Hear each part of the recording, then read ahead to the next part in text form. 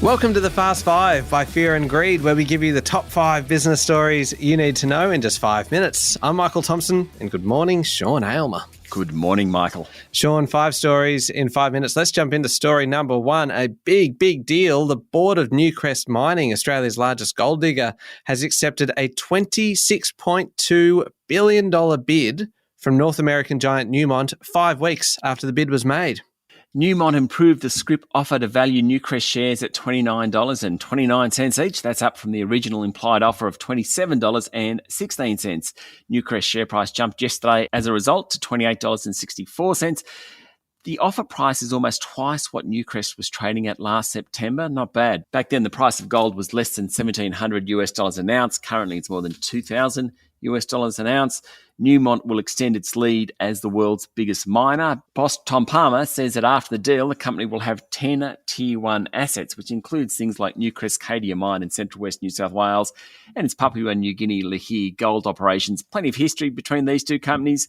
Newmont spun off its Australian assets into a separate company in 1966, then listed Newmont Australia. Then that acquired a company called Australmin. It eventually merged with BHP Gold in 1991. That created Newcrest Mining, and also Newmont boss Tom Palmer was actually born in Broken Hill, Michael. Oh, I didn't know that. Now, Sean, I love talking about big deals. This is the biggest of the year so far, right? Yes, very much, and the biggest since Block bought Afterpay for nearly $27 billion early last year. The other big one last year was BHP's divestment of its oil and gas business to Woodside. That one was worth about $14 billion.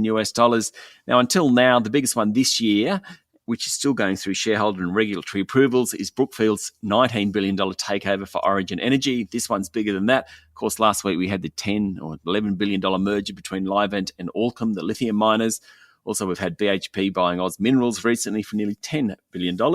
Deal making's back, Michael. Yeah, certainly sounds like it. All right, on to story number 2 now. And Australia is well behind the pace on achieving Labor's target of hitting 82% renewables in the power grid by 2030. This is a warning from the nation's Green Bank. Clean Energy Finance Corporation Chief Executive Ian Learmonth yesterday said in order to meet the ambitious goals around renewable energy and emissions, Australia needs to install an estimated 29 gigawatts of large-scale renewables. Now, last year, Australia installed 2.3 gigawatts of large-scale wind and solar. There's also about 2.7 gigawatts of solar rooftops. From now, we need much more, about one substantial wind farm every 4 weeks. On the same topic, Federal Energy Minister Chris Bowen yesterday said nuclear power is not an option for Australia, given social licence issues and high costs compared with solar and wind. He was responding to a suggestion from opposition leader Peter Dutton.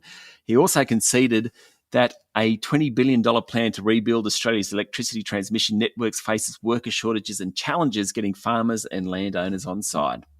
Okay, story number 3. Sean, we are heading into tax time, of course. I know you get very excited around tax time.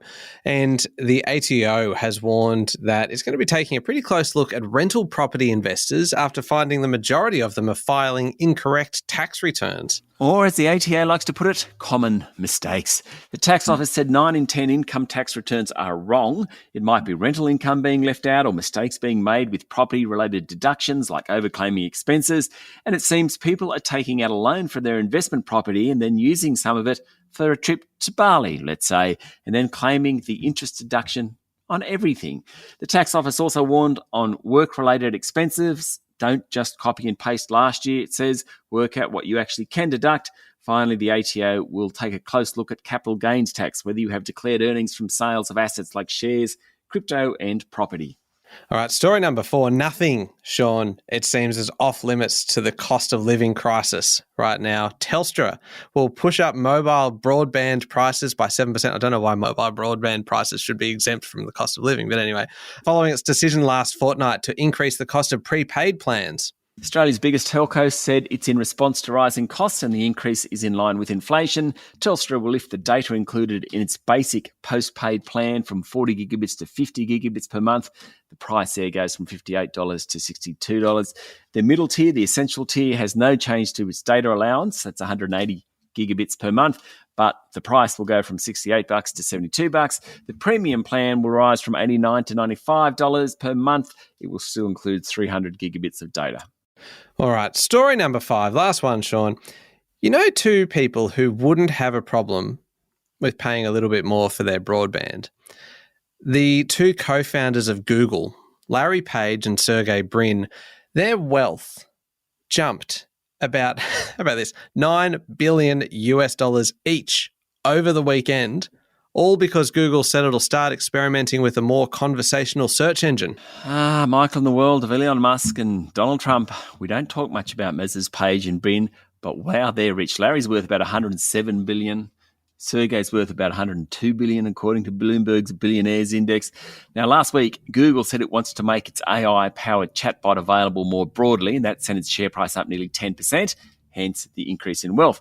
Google's pushing into the artificial intelligence space more gradually than Microsoft's Bing. That helps insulate the group from some of the ethical concerns.